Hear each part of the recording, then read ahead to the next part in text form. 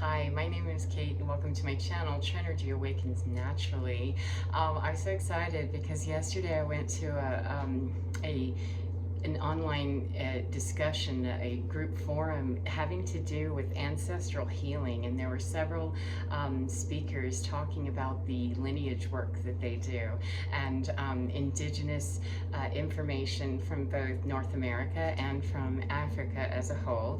And then we also had representation from England, Ireland, that area. And I believe there was also representation in that with Eastern Europe, and actually a little bit further, more of Europe involved probably.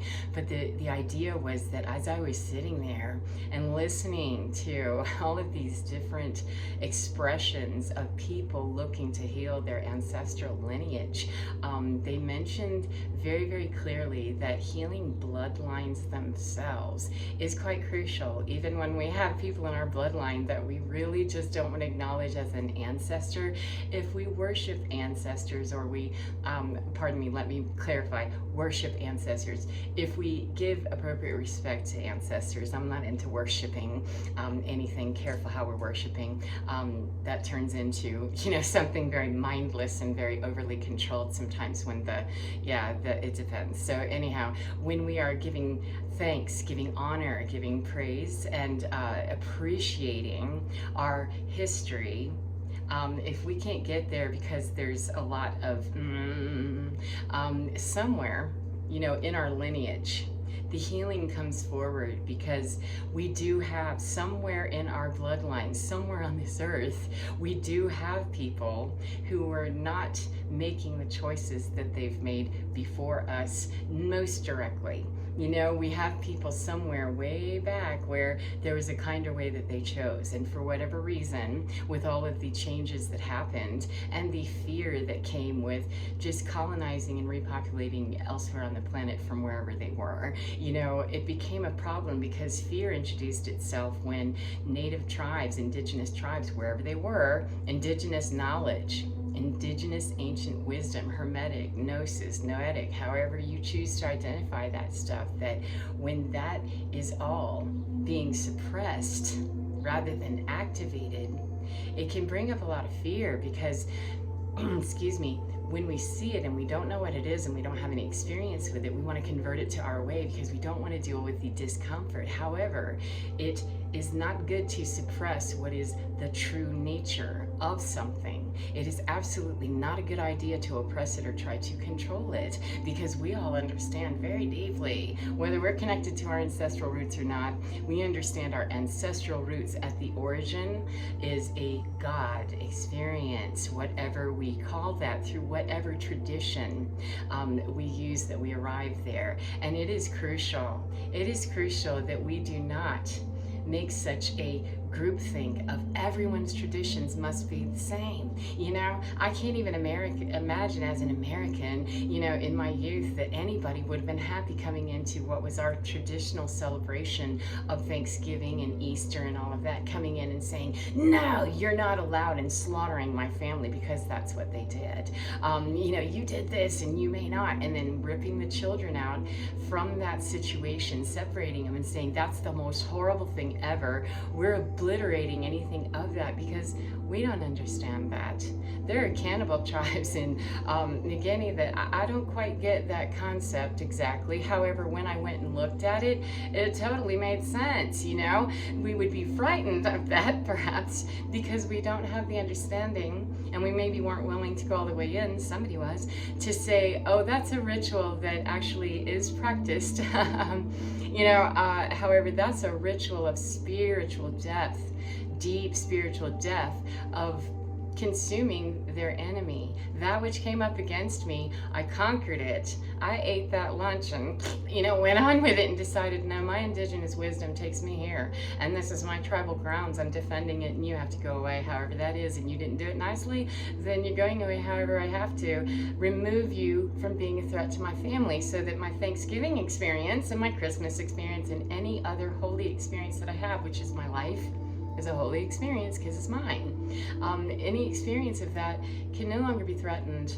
And I will not allow that to come in and obliterate my entire sense of self, culture, and connection with anything that ever existed before me that was good, positive, etc. Or in any way whatsoever. We feel so disconnected when we're disenfranchised from our roots, our indigenous understanding of who and what we are, whether we're Christian or Muslim or atheist or something. We all have an origin in here that is so much more depthful than any of it, and there is just so much joy, truly, and appreciation for the fact that, yeah, cannibals, well, we can't go visit them, that's just terrible, we got to convert them, and they've tried, however, and some have gone another direction from their spiritual tradition. However, when I listened to those people yesterday in that forum, the people that were talking about ancestral healing that had real separation issues because they were physically removed from their original family due to a tribal conflict of some kind, both in North America and in Africa, just removed. You're separated from your family, you're no longer that. Well, it's clear that you're talking about people my age. There's clearly a problem. We are still that. We're angry because I know I'm still something else besides this bland yogurt, vanilla yogurt version of whatever it is you're trying to tell me I am. It's just not working. And when I could see the pain and suffering in the eyes of these people who said, I lost so much of everything about my heritage, everything that built the framework of those hardy people, those persevering people, those strong people who identified long before I got here what our most sacred rituals and practices are for appreciating what we call our deity or our understanding of higher knowledge. Whether we call it God or not, we're celebrating that life force. And I absolutely want to celebrate anybody that's celebrating life force. However you label it matters not, because those people, I personally did not grow up in a family that was deeply rooted or connected into any ancestral understanding of anything except horse. I mean, I was, I guess, lucky, except that when I looked at that, I saw, some people, they already had something set way up that was really good, and they were pulled away from it. And even though I didn't seem to have much that was setting up for anything good, somebody in my bloodline, because we did a meditation and I said, oh, that's right. And I do remember somebody in my direct experience as a child that I made eye contact with, and unfortunately he passed away when I was quite young. I was 8 years old, but I made eye contact with that man early, and I understood that, and that's what really came back was, that would have been that person to have brought forward in that genetic and DNA building and an imprinting that had come many years ago. That holiest place that makes really good decisions usually. The holiest place always does. We generally move in the direction of something holy, sacred, etc. Except that we might get distracted when our solid understanding of sacred is tampered with, or we're pulled away believing that it might not be okay because somebody different walked in.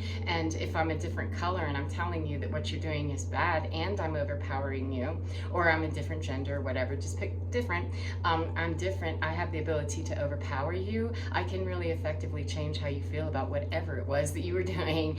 And that's a whole lot of mess that's been going on. So to see those people working very diligently, kindly, and with great compassion with their own lineage, to understand that my bloodline, even though I don't love some of those, more direct descendants, the ones that came prior, I have a very strong connection with them and help to heal forward, so that I'm actually bringing all of that connection and tradition back to my ancestral understanding. And we all have a place on this planet. I'm not going to express Christianity as a Catholic the same exact way that someone who is deeply rooted and that serves their purpose to be in Catholicism very deeply.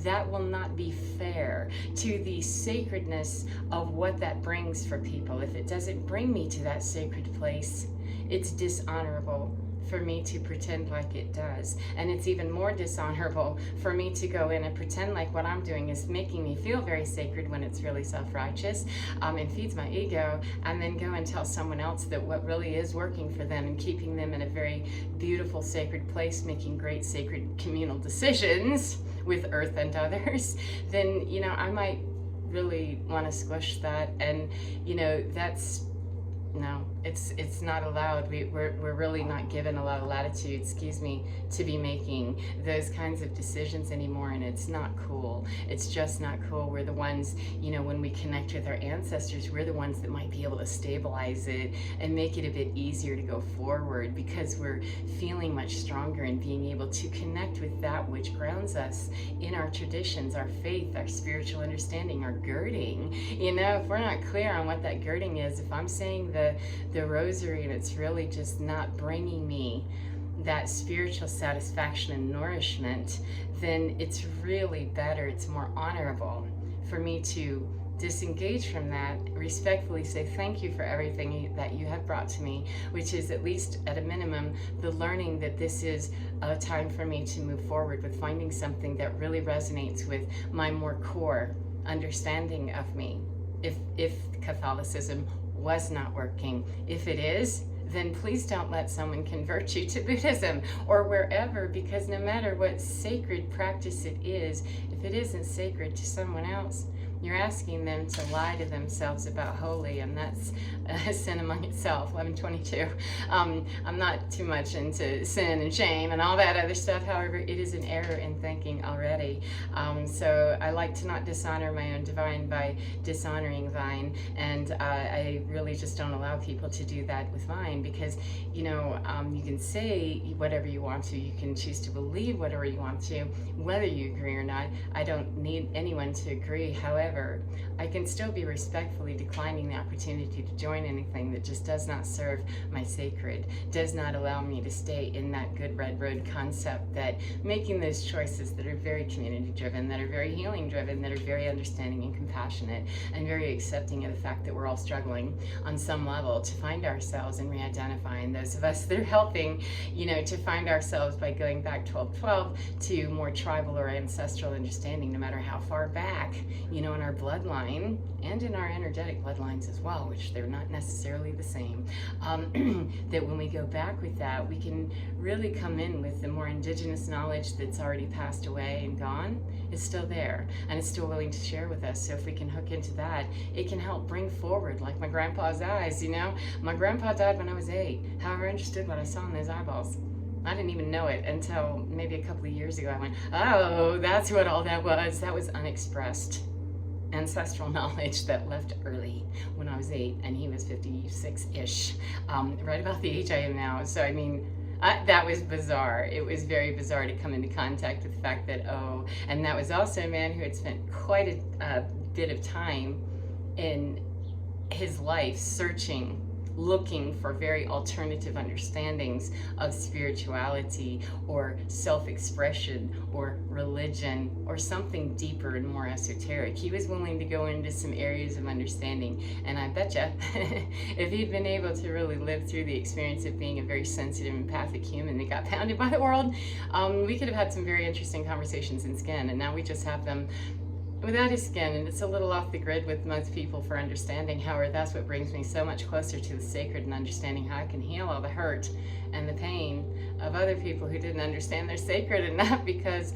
of poor decisions by others. That, please, we've got to stop cramming and jamming people through paradigms and understandings that just aren't them, We don't even understand our own paradigm. So we're busy trying to tool out here, which is the paradigm. So it's time to break free from the old matrix and assume the command of the new matrix, the new grid that's being installed, the new understanding that, hey, this is a collaborative effort. However you reach sacred, please.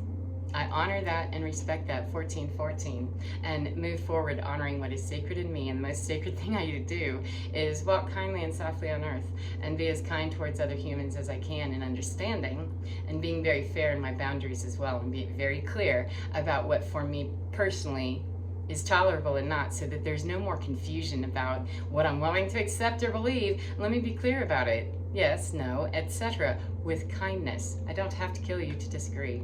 I can simply say, no thank you, and keep moving. We could even sit in the same room as long as I wasn't going to get spit on or you weren't going to get hit. So you see, it's just a kinder way to live. So take care of yourself, and whatever part of your day you're in, get within your skin and enjoy being within your skin, because you're divine, baby. It's absolutely fine. Take care. I'll see you again next time. Bye-bye, friends.